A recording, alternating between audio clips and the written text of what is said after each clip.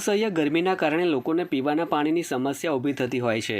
આથી ભરૂચ શહેરના શ્રવણ ચોકડી વિસ્તારમાં આવેલ રિક્ષા સ્ટેન્ડ નજીક રાહદારીઓની સુવિધા માટે સંસ્કૃતિ સમાજ સેવા સંસ્થાન ટ્રસ્ટ ભરૂચ દ્વારા ઠંડા પાણીની પરબ શરૂ કરવામાં આવી છે, જેમાં રોજિંદા 12થી વધુ જગનો વપરાશ કરવામાં આવશે।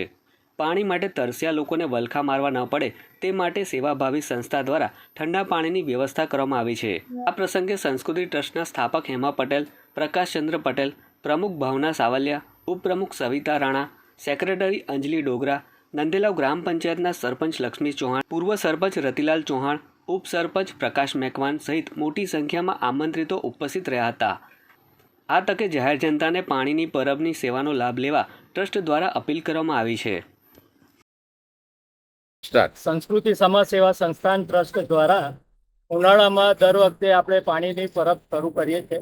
આ વખતે શ્રવણ ચોકડી પર રિક્ષા સ્ટેન્ડ પર આપણે પાણીની પરબ શરૂ કરેલ છે।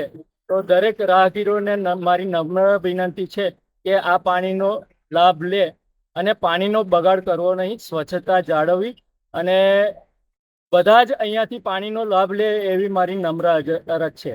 જય હિન્દ, જય ભારત।